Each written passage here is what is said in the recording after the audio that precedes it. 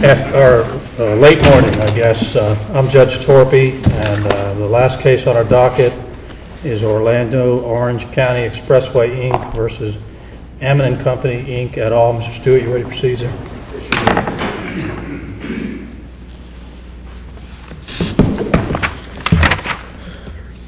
May it please the Court, my name is Greg Stewart of the law firm of Neighbors, Giblin, Nickerson of Tallahassee, representing the Orlando Orange County Expressway Authority.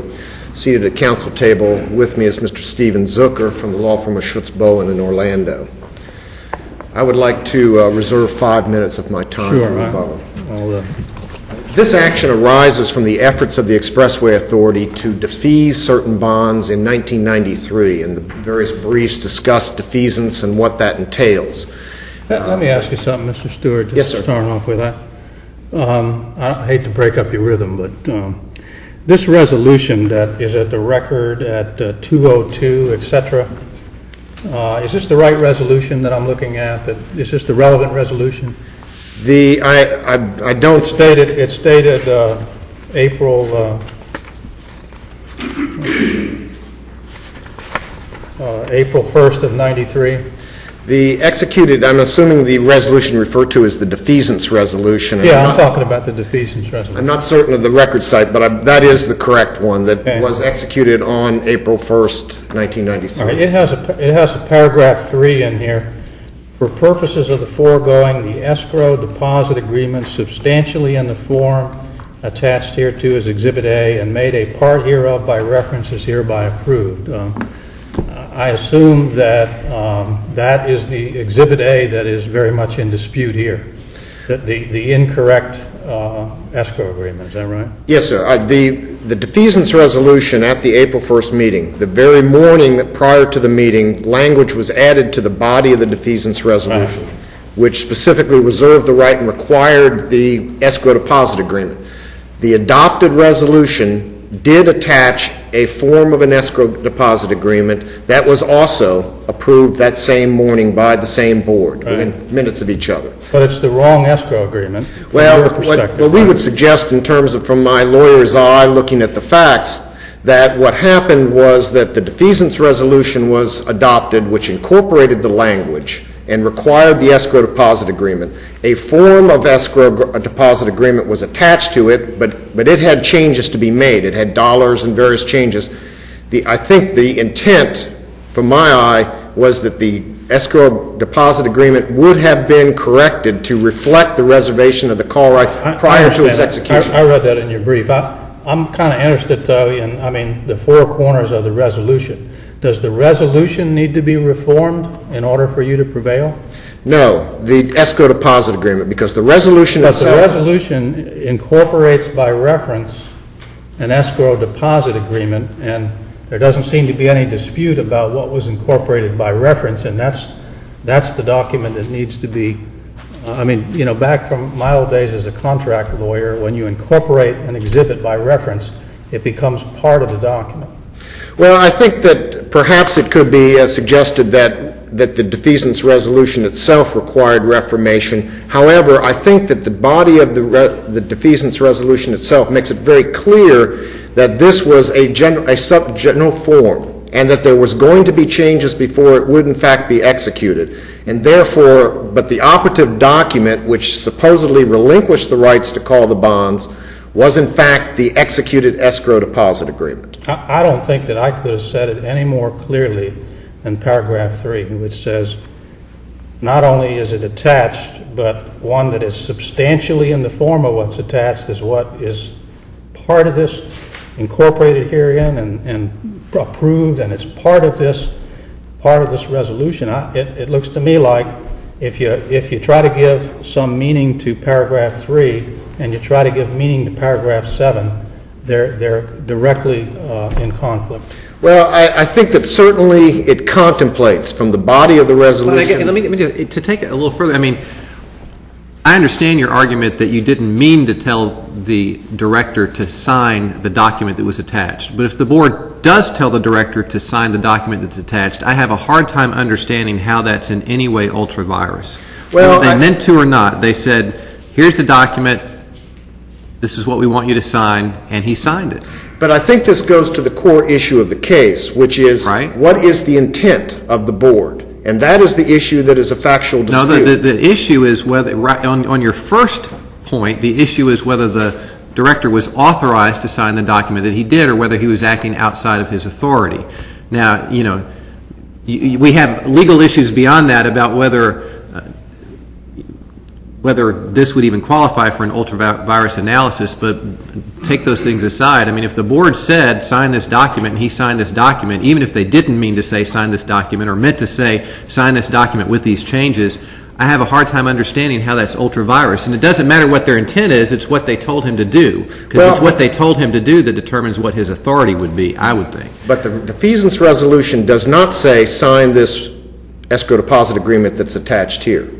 It contemplates additional changes, and the form itself... Well, the defeasance resolution approved, in the language that Judge Torpey just read, approved the form, correct? It approved... And then in a separate vote, they said, we authorize you to sign, I think it was Exhibit D to that agenda item, which was...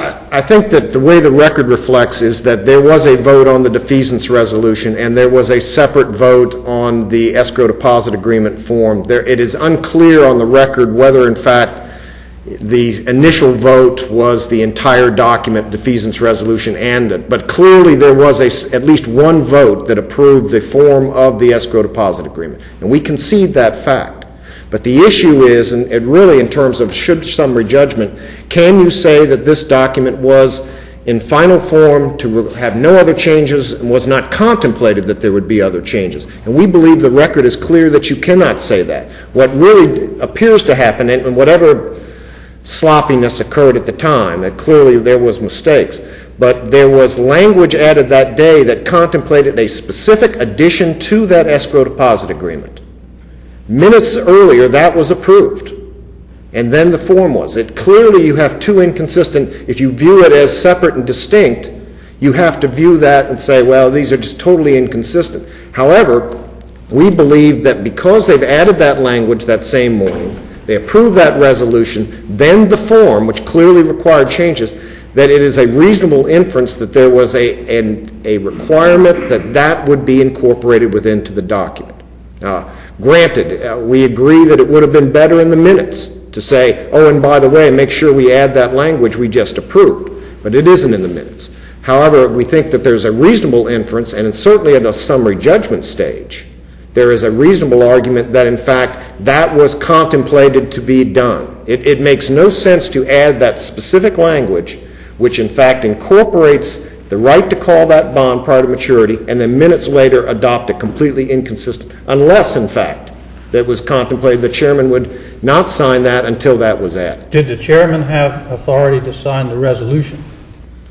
Yes. Okay. The resolution was approved. Is there any dispute that the escrow agreement was attached to the resolution and incorporated as Exhibit A? No, sir, I don't believe there is. Okay. On the issue of whether that's ultra-virus, I guess this is getting to what Judge Lawson was asking you about. It appears to be that's a board mistake. I mean, if they adopt a resolution that approves a form that is not what they intend, it seems like it's a board mistake. But if they direct their chairman to sign that form, and he does, even if it doesn't memorialize what they subjectively intended, how is that ultra-virus? Well, I would not agree with as you expressed it, Judge Torpey. I mean, I think that the mistake was not on the board. I think that the board made it very clear what their intent was, which was we want to defease these bonds. We are adopting a resolution to authorize the defeasance, and we want an escrow deposit agreement. And granted, it was attached as a form, but that chairman, we want that escrow deposit agreement to, in fact, have that language preserving the right to call the bonds. And we believe that that is the Is that all in the minutes, what you just said?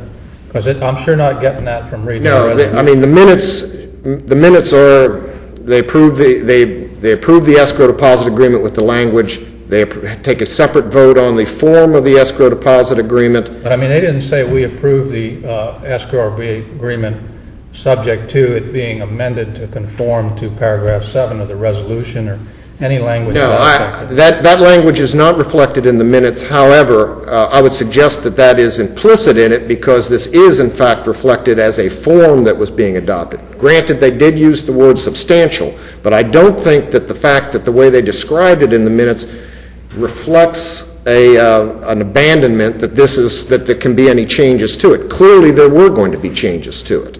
It was just a basic format, but they have now said, we want you to put these dollars amounts in, we want whatever the final dollars, we want you to add this language. And that's not in the minutes, but I believe that that's implicit from the steps that occurred during that period of time.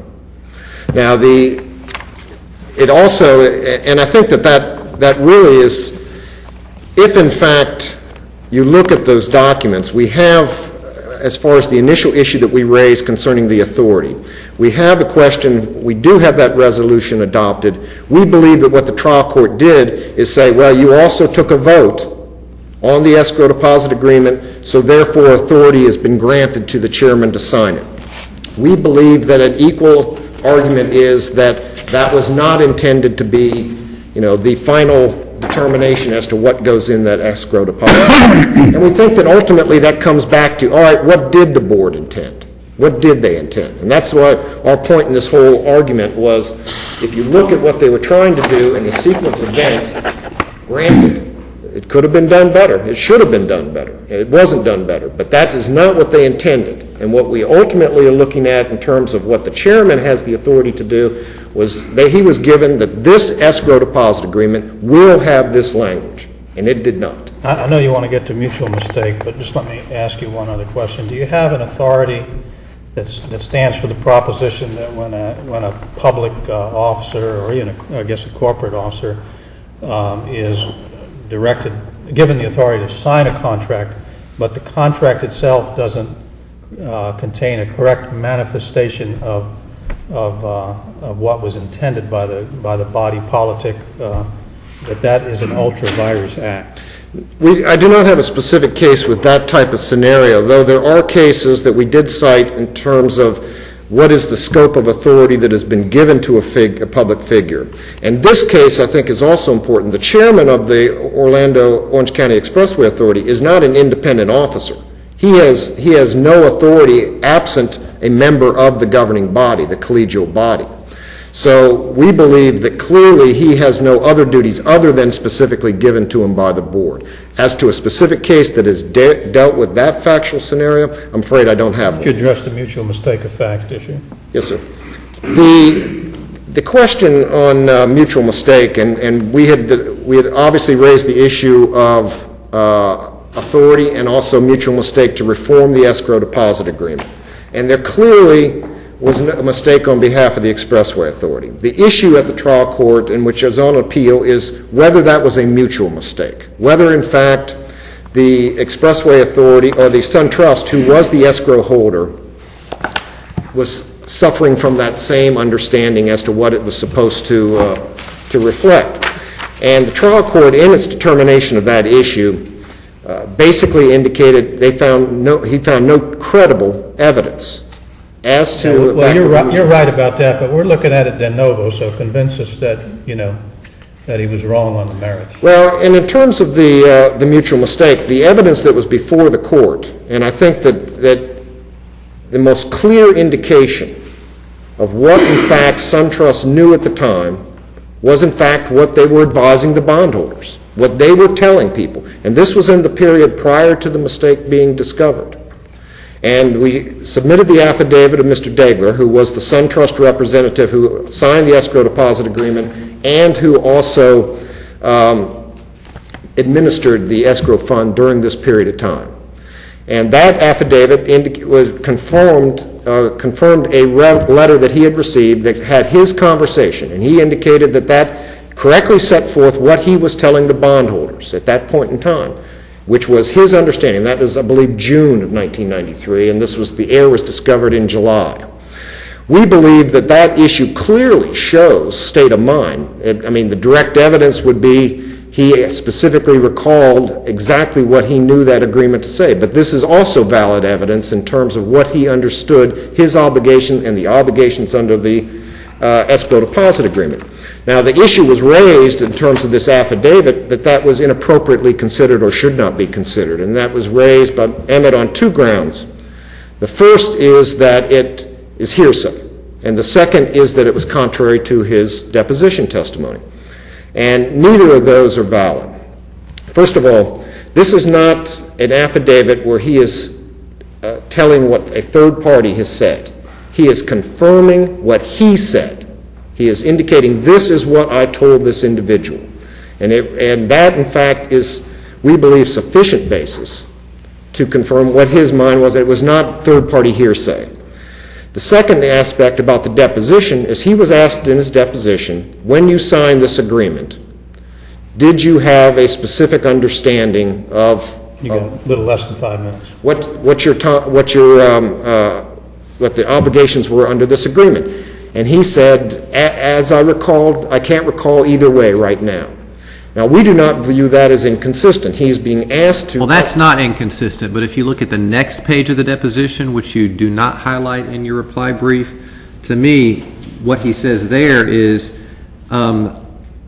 basically, as I read his deposition, he's saying, it didn't matter to me which way the authority wanted to do it.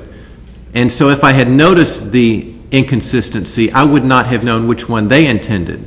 I mean, that's, I think, a fair reading of what he says on the next page. And to me, that's saying that there's no mistake on my part because it didn't matter to me one way or the other. Well, and I think that... How is that a mistake if one party to the contract is willing to undertake an obligation that goes either way and the contract says one thing and that's what it says, and he signs it? Well, I think that in terms of the totality of the deposition, I think that it was clearly the issue of whether these bonds were callable did not have a personal stake to him. He did not have an interest in whether they could be called or not called. However, I think that in terms of what he did... And he signed a contract that said they are not callable. That is correct. Okay. But I think and it didn't matter to him, and if he'd known that there was some issue, he wouldn't have known which the other side wanted, but to him it didn't matter, is what I hear you say. Well, it may not have mattered, but I don't know whether it matters is relevant. I think what does matter is what he understood that contract But what that to provide. says is that when I signed a document that says these aren't callable, I wasn't making a mistake. Well, I think if the court takes a look at the Providence Square case, Florida Supreme Court case, and that dealt with the issue concerning a reformation of a declaration of condominium. And the court did an analysis in that case concerning, you may have a unilateral document, but that does not preclude that document from being reformed subsequently, that there would be mutual give and take and as to other aspects of it that would allow that to be reformed. And I think that's an analogous situation here. We may have a document that SunTrust was willing to fulfill its obligations, and that's what it was being paid to do, and that was what it was signing that. And its understanding of that obligation, based upon its action, was that if the authority called the bonds, they could, in fact, call. You concede that a unilateral mistake would not be sufficient to entitle you to reformation? Yes.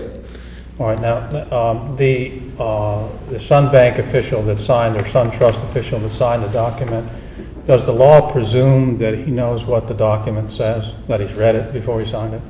Well, I think that probably is a basic presumption of anybody who signs a document understands what it says. And isn't that a basic tenet of contract law, that if we don't hold them to the contents of the document, then we can't even have enforceable contracts? But if you had that, then you would never have issues of mutual mistake arise, because you could never reform a document. Well, I think we could have a mutual mistake if he says, "I signed it.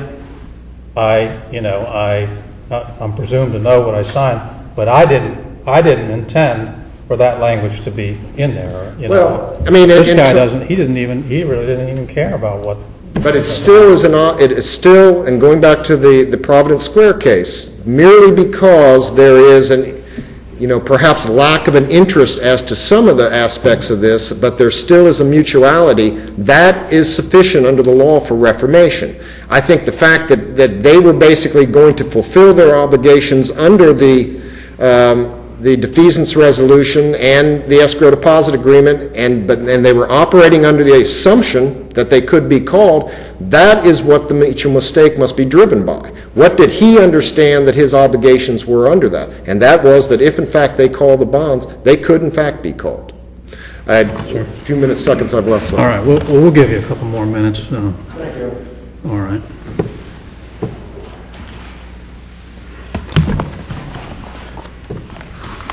I'm going to give you an extra 2 minutes so that I can give Mr. Stewart an extra 2 minutes on rebuttal, sir. Thank you, Your Honor. You may proceed. I appreciate it. May it please the Court, my name is Brian McMahon from the Gibbons firm in Newark, New Jersey. I represent Emmett and Company, the intervener in this matter.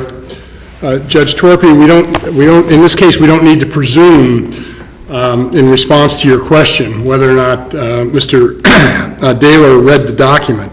I'm sorry, Mr. Dager, because he testified at 671 of the record.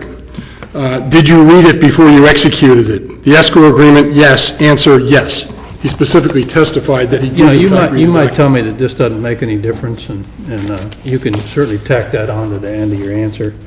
But how are the bondholders prejudiced here by the unilateral mistake, if you want to call it that was caught within several months? They never apparently even were aware that this had gone on. They got the defeasance notice, which said that they had the right to redeem, and there was a right to redeem apparently at the outset when the bonds were issued in 1988. So, I mean, how were they prejudiced here? Your Honor, I think, first of all, this is not an anti-fraud suit. It's not a disclosural suit.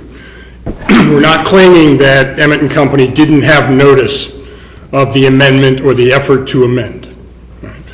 This is a contract suit, in a sense. I mean, what we're doing is enforcing our third-party beneficiary rights under this escrow agreement. But the question is, how are the bondholders prejudiced? We understand all of that. We understand it may not legally matter what the answer is, but we want to know the answer. Here's how they're prejudiced. The bondholders look at agreements like this all the time. Mr. Emmett's file cabinets are full of escrow agreements. They study them. His customers in the capital markets in New York study them. They make determinations based on the provisions of the escrow agreements, which have boilerplate provisions that are contained in many escrow agreements. Section 15, which deals with how and when you can amend and how you deal with a mistake, is such a common provision. Right? So is Section 6 and the other boilerplate provisions here. Now, when they make investment determinations in the publicly traded securities markets based on whether or not this amendment is appropriate or not, they are prejudiced because they look at these bonds, they have a certain value if they're callable versus if they're not callable. And they make investment decisions based on that. And they've looked at the escrow agreement here, they studied it, they made the correct determination that this amendment can't be made. Weren't these bonds callable at the outset when they were issued? They were callable in 1988, yes, Your Honor, they were. They didn't become non-callable until 1993 under your interpretation of the evidence, right? And then there would have been a window of 3 or 4 months before they amended the escrow agreement. Presumably, if the marketplace is familiar with these documents, then they would have been familiar with the amendment in 1993, right? If a market participant like Emmett reviews an escrow agreement, this becomes the publicly traded debt instrument. It replaces the debenture. This is what they have to look to in terms of payment. This is what the marketplace has to look to. Right? This is their contractual document that protects them. If they look at that document and they make investment decisions based on the provisions of that document and whether or not this authority had the legal right under that agreement to change it, whether or not the supposed fix of mistakes fell within the well-recognized Section 15 here that they know in the marketplace, and they make a decision on that and they pay premiums on these bonds, they are indeed prejudiced. Now, I'm not sure that it legally matters in the sense that this is a contract suit. They are clearly expressed third-party beneficiaries of this escrow agreement, and they clearly have the right to enforce its terms, and that's what they're doing here. It might matter more, Your Honor, if this were an anti-fraud suit under the disclosure all obligations, and we were fighting over the effect of the notice of defeasance versus the escrow agreement and other issues, and who knew what when. But that's not what this is. If we look at Did they need to give consideration for the fact that, they were initially they were callable bonds, and then by virtue of the defeasance notice, they became suddenly not callable bonds? They basically got a gratuity here from the Expressway Authority, didn't they? You could look at it that way, Your Honor, but I don't believe so. You assume that the bonds are worth more money when they become non-callable. They are worth more money, and in fact, the authority conceded that at oral argument below, that a non-callable bond is worth more money. But after all, the authority gets value for this. The authority does a defeasance because it wants to get this debt off its balance sheet. It wants to kill off this indenture. That wasn't part of the quid pro quo. They could have easily. It would have been a valid escrow agreement with a call provision in it, right? Yes, but Your Honor, the bondholders are not at the table. Right? They're making investment decisions. They invested in this, and if the authority waives its optional call rights, it happens. In fact, there were cases where when an escrow agreement was silent and didn't contain express call provision or express call protection, where it was held that the call rights, the optional call rights, were waived by reason of the silence. You can't just change these documents in midstream. You don't get mulligans in publicly traded debt finance. You can't get do-overs. In this case, we know the ultra vires argument doesn't work. There was a separate vote. The separate Exhibit D was approved explicitly by this authority. Chairman Rich signed it. There's no question about that. What that really is a mistake argument. Giving the benefit of the inference to the authority is really saying we made a mistake. We think that that it should have had a different call provision in it. And the authority criticizes Judge Evans here and says that, there's questions of fact as to our intent and questions of fact as to this and that. But when they were before the court below, what they said was the facts in both motions are identical. There's really no dispute as to the facts. But they're not bound by that. If we find that there's a question of fact in the record, then on de novo review, we're obligated to reverse, right? Well, if you go before a trial court and you tell the trial court that there is no genuine issue of material fact as to ultra vires, cross motions for summary judgment, it happens all the time. Trust me, counsel, there's cases out there on it. We hear that all the time. So convince us that it's de novo review. Convince us that he's right. I think the ultra vires argument is really a mistake argument. And if we look at the issues on mistake, they criticize the trial judge for applying the wrong standard. First, let me say this. The trial judge didn't even have to reach the argument of mutual mistake here. This decision is properly affirmable solely on the basis of the document, the escrow agreement and Section 15, without regard to issues of reformation or mutual mistake. This document is clear on its face. It addresses when and how you can fix mistakes. It says in its explicit terms when you can fix a mistake and how you can. It necessarily allocates the risk of mistake that cannot be fixed within the confines of Section 15, to the authority. And why is that appropriate? It's appropriate because of what I said before. This goes out, it's a public debt instrument. You can't get do-overs, and people have to know when and how it can be changed. And when you look at the provisions here in the overlay, you have Section 15, which is a boilerplate provision. There are cases that we've cited to the court that recognize the importance of reliability and certainty in these provisions in the public debt market. Indeed, under Florida law, there's cases suggesting that escrow agreements are a species of trust, and we know that trust agreements can only be amended in accordance with the express terms of the instrument. You can't trump Section 15 with a reformation argument. Section 15 on its face says no amendments. This was called a First Amendment that they tried. It also says you can do supplemental agreements as long as you meet each and every one of the criteria. This is not a supplemental agreement. It reverses an explicit term. It has to be, it can't contradict the terms of the agreement. It directly contradicts. What do you view the word or the phrase formal defect as meaning? I think the court below and this court should give the term formal defect its plain meaning, partaking of form or structure. I think it is a monumental stretch and contortion of the language to suggest that you can drive a major substantive revision of an essential term through formal defect. It doesn't contemplate on its face that kind of essential substantive change. It is, the dictionary definition is partaking of form or structure. What is omission? I think omission is, did the agreement fail to address a salient provision that does not contradict or is not adverse? Because you can't get past adversity or contradiction. So you can make a substantive change as long as it was silent on the issue.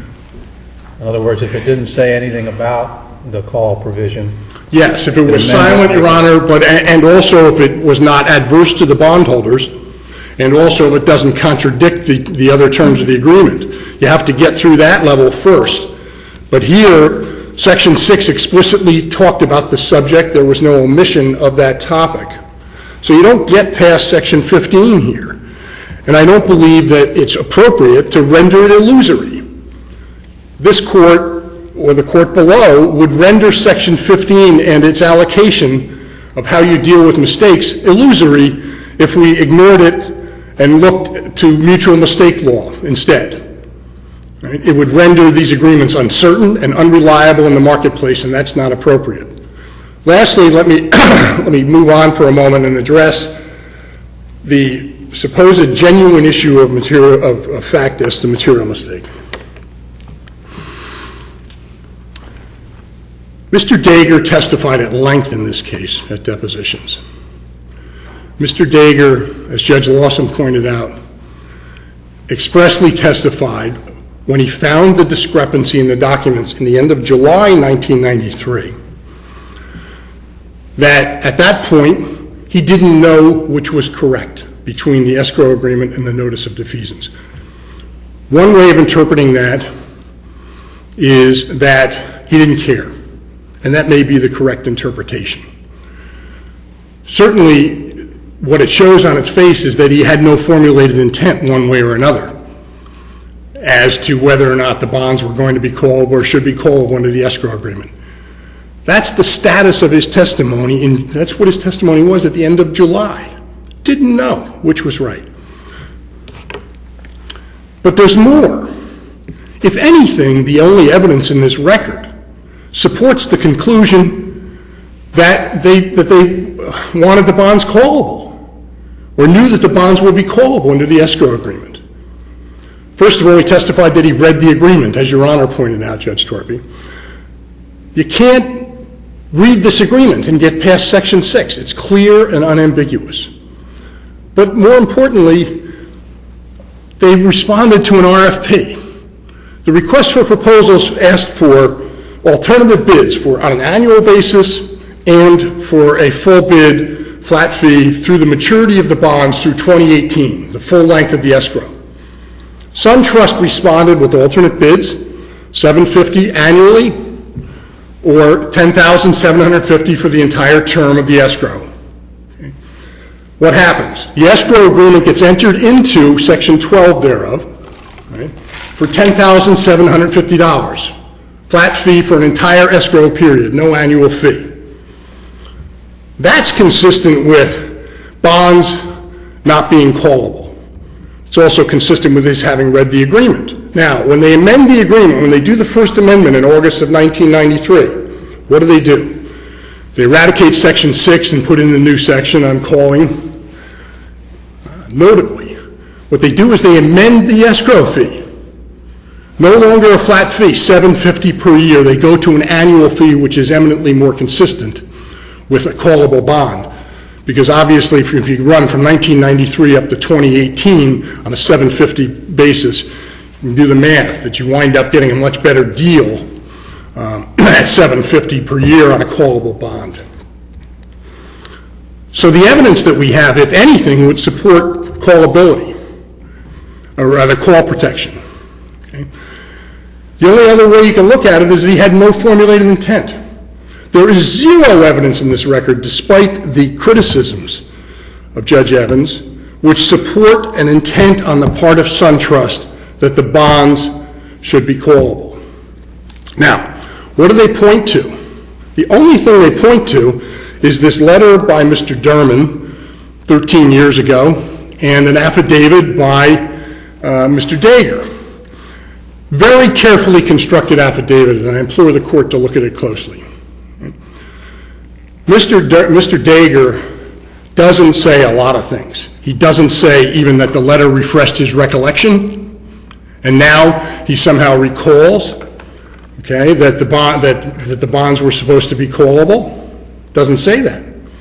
Doesn't say even that the conversation was consistent with his understanding at the time. In fact, he doesn't even say that whatever he said to Mr. Dermer was truthful. He doesn't even. Well, are those inferences that are reasonably drawn from that letter? I don't think so, Your Honor. First of all, can't we draw the inference that he was being truthful? Excuse me? Cannot we draw the inference that he was being truthful? Well, it depends on what the substance is. If we look at the letter, and that's the problem with double. He thought the bonds were callable. Can't we infer from that that's what he actually thought at that time? What they're asking you to infer is that he thought that the escrow agreement provided for callability in the bonds. Right. That's what they're asking you. Right. The letter and the conversation does not mention word one about the escrow deposit agreement. The only thing you get from that letter, and that's the problem with double hearsay, is that there's a discussion or a topic of the notice of defeasance. Right? That's the only thing referenced in the letter. What we come away with is probably Mr. Dermer picks up the notice of defeasance, which says that the bonds are callable. Okay, we don't dispute that. He looks at it, and they're having a conversation about what the meaning of that would be. Right? There's no discussion whatsoever about the provisions How of is the... that hearsay? Hearsay is evidence at a court statement offered to prove the truth of the matter asserted. They're not trying to prove that the bonds are callable. They're just showing that this is what he told somebody for what it's worth. So why is that hearsay? It doesn't even meet the definition as far as I can see. The only way that it's relevant is if it supports the inference, Your Honor, that Mr. Dager believed that the bonds were callable. Right? And what they're trying to do is offer the letter as evidence that he believed that the bonds were in fact callable. I'm asking you what's wrong with that under the rule against hearsay, because the rule against hearsay says, we can't cross-examine that statement that the bonds are callable, so if you're trying to offer an out-of-court statement to prove the truth of the matter asserted, then there are all these hearsay protections.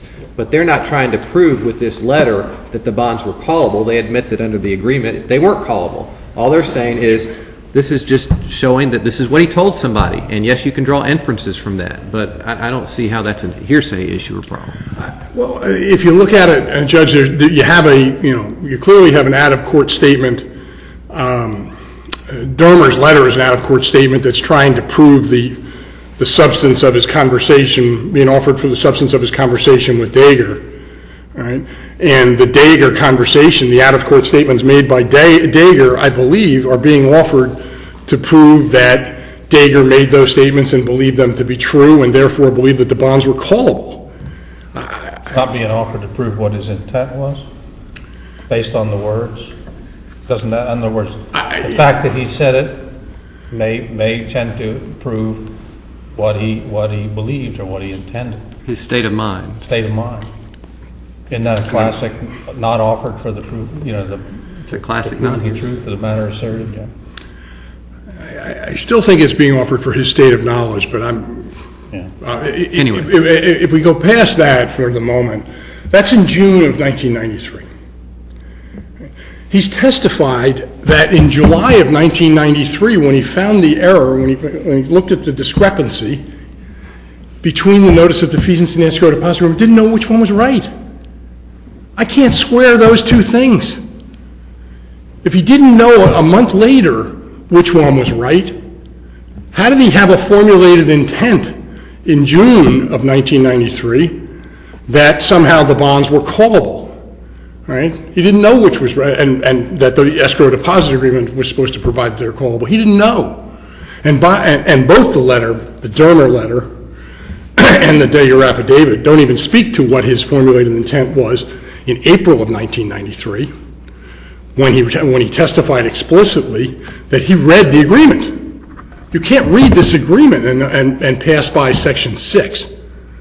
So, I don't think that they can genuinely create a fact issue with this Dayer affidavit. Mr. Dermer didn't testify that he had such an intent, and the affidavit sort of comes at it very backhandedly. He doesn't say that refresh my recollection or anything like that. And so I don't think it's a fair inference, and I think that Judge Evans was fully within his bounds not to give it any weight whatsoever. And as I said at the outset, I do not believe that mutual mistake has any place here in this escrow agreement and in Section 15 with a publicly traded security. There's law which we've cited to the court which provides that when an agreement allocates the risk of mistake to one party, to one contracting party, you need look no further than the document. And that's entirely appropriate here. And the only case that they've referenced at all on this is the Bancardi case, from Provident Bancardi, which has no application. Bancardi did not address the mistake and how mistake should be allocated. There were no provisions like that in that case. And Bancardi also started out as a unilateral issue, but the court found that it became mutual. So I think it is eminently distinguishable here and doesn't provide any support for relief based on a unilateral mistake. If I'm finished, if the court, unless the court has further questions of me. Thank you. Thank you.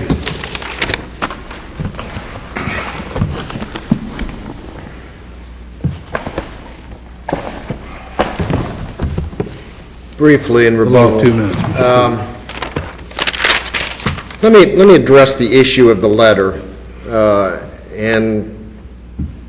the court is obviously aware that these are cross motions for summary judgment. One of the complaints that we felt is that the trial court held us to the standard that all summary judgments must be held, but not holding the other side. We are entitled to every reasonable inference on our motion, and if that raises any fact, we're entitled to that inference under their, and they should not have been granted summary judgment. Mr. McMahon talks a little bit about the discovery in July, but that still, first of all, does not negate the fact that he was operating of the understanding that these were callable bonds, and we believe that that is indicative of the mutual mistake. Second, the issue concerning bondholder prejudice. The bondholder prejudice was not in 1993. Those bondholders were notified. They were given individual mailed notice of the fact that these bonds were callable. Whatever prejudice is occurring in 96 and later when EMMET was buying these bonds up and then selling them. Well, they have whatever rights they have under the escrow agreement, right? I mean, well, they have that, but in terms of having knowledge, and that's what the thing about reformation in the state of Florida is that it adjusts for that. It takes into account those people who are really hurt by a document that has been reformed. If a bona fide purchaser comes in, he is protected. It is the person that takes advantage of the mistake, tends to profit from that reformation will be applied against them.